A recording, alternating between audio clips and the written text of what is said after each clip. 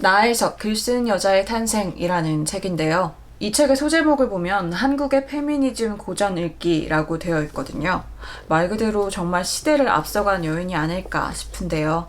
1920년, 30년대에도 어쩜 그렇게 진보적인 페미니즘적인 생각을 할 수 있는지 정말 놀라웠습니다.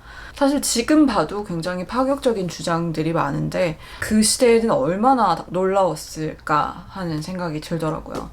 또 한편으로는 100년의 시간이 지났음에도 이 책에서 나혜석 씨가 주장하고 있는 이런 내용들이 여전히 문제가 되고 있고 똑같이 이야기가 되고 있다는 점에서 아쉬움이 느껴지기도 했습니다. 다음은 글쓰기 책으로 유명한 책이죠. 바로 유시민의 글쓰기 특강이라는 책인데요. 이 책은 문학적인 글을 쓰기보다는 비문학 글 또는 논리적인 글쓰기를 할 때 필요한 비법을 핵심만 요약했다라고 볼 수 있습니다. 책에 나와 있는 비법을 간단하게 요약을 해봤는데요.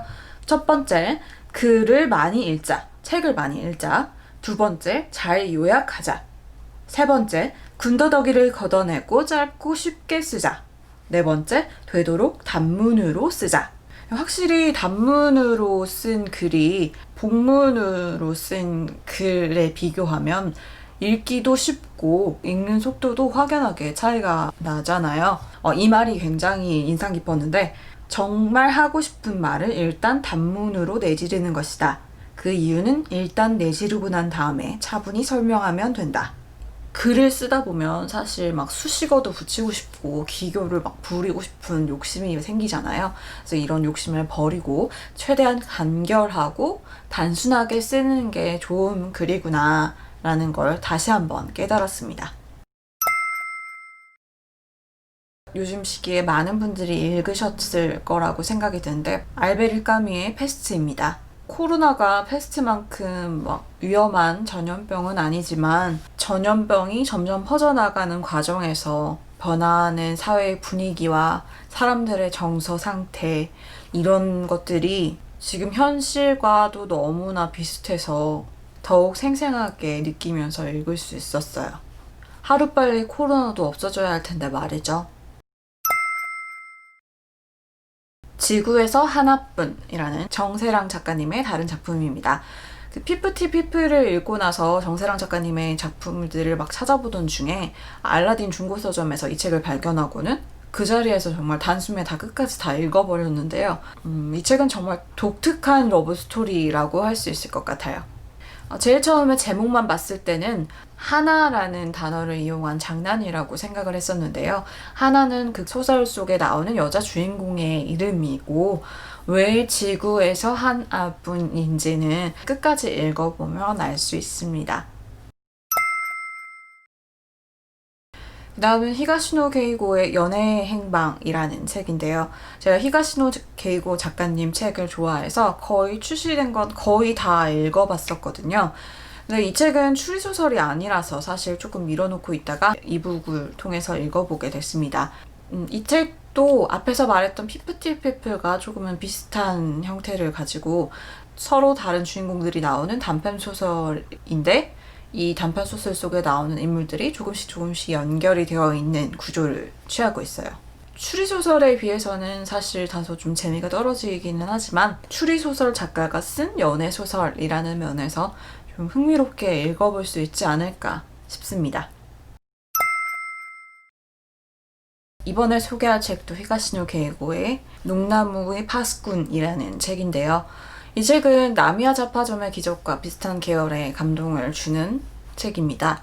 사실 저는 나미야 잡화점의 기적을 그렇게 막 좋아했던 편은 아니었기 때문에 이 책이 사실 처음에 딱 끌리지는 않았었는데 자꾸 농나무의 파수꾼이 대체 뭐지? 라는 호기심이 계속 생기더라고요. 소원을 들어주는 농나무를 둘러싼 이 주인공의 이야기를 통해서 이 책도 좀 따스한 감동을 느낄 수 있는 그런 소설이에요. 그 다음은 그 유명한 박경리 선생님의 토지입니다. 이게 5부까지 있는데 아직은 1부 2권까지 읽었고 이제 3권을 읽고 있는 중인데요.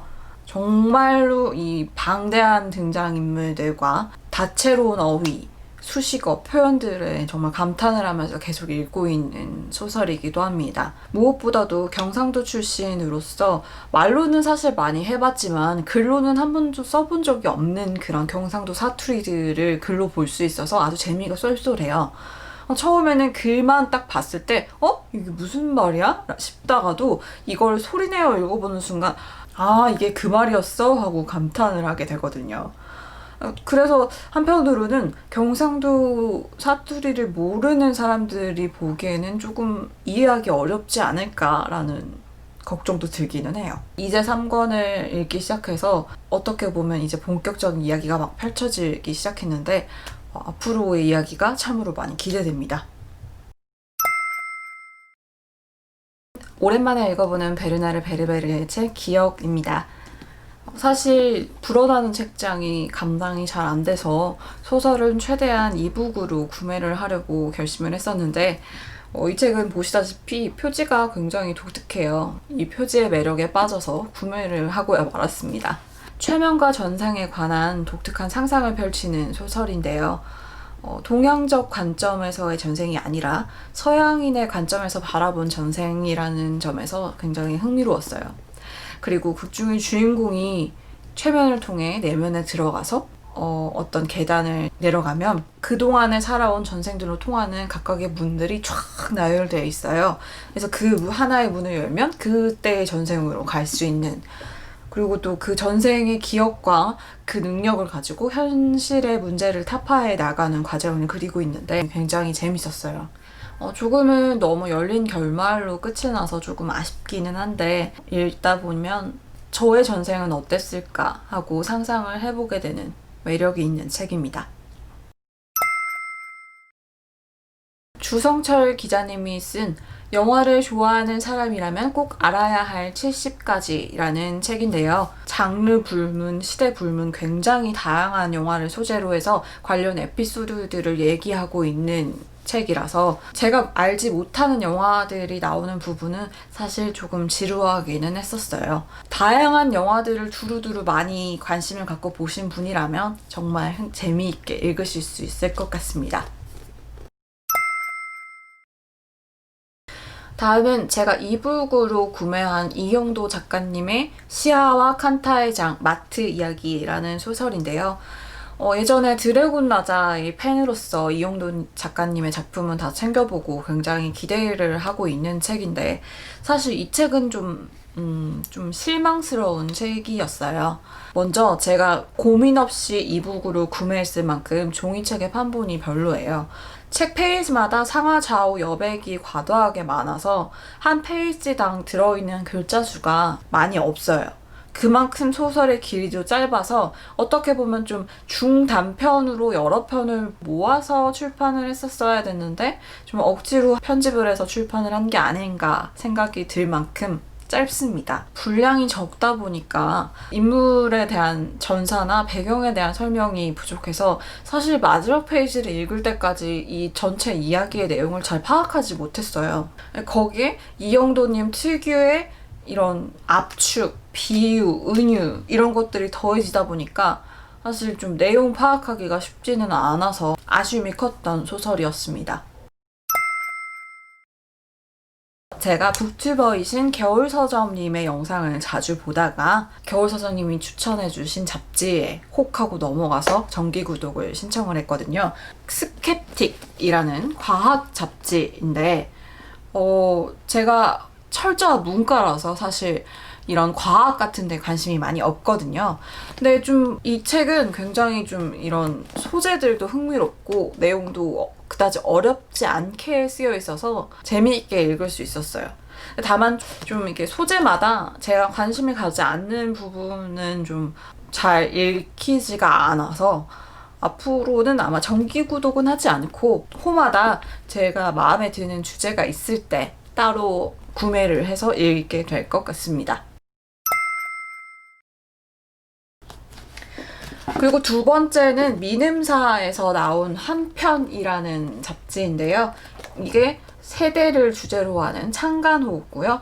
이거는 얼마 전에 배송이 온 두 번째 인플루언서입니다. 각 코마다 이 주제를 정해서 다양한 작가들이 한 편씩 글을 써서 그것을 엮은 책인데요.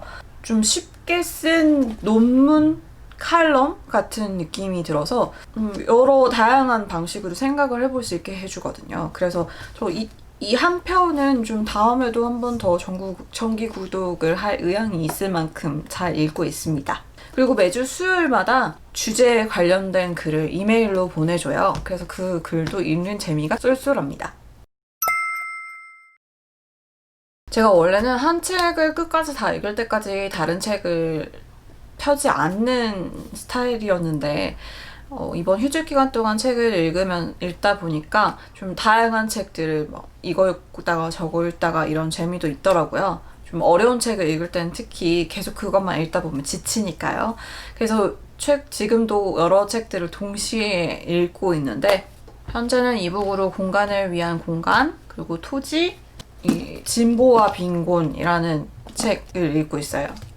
이 책은 사실 총균세보다는 좀 더 어렵습니다. 알쓸 신잡을 보다가 젠트리피케이션이 왜 일어나는지에 대해서 잘 이해할 수 있다라고 해서 소개를 한 걸 보고 구매를 했었는데 하루에 한 챕터씩 좀 꾸준히 읽어가고 있는 중입니다. 그리고 배우로서 좀 좋은 발성을 가지고자 이 발성 연습을 위해서 자유로운 음성을 위하여라는 이 책을 현재 읽으면서 발성 연습, 발음 연습을 하고 있는 중이고요. 이 책들도 나중에 다 읽고 나면 다시 리뷰를 해보도록 하겠습니다. 제 이야기가 마음에 드셨다면 구독과 좋아요 꼭 눌러주세요. 그럼 지금까지 유록의 기록의 서유록이었습니다.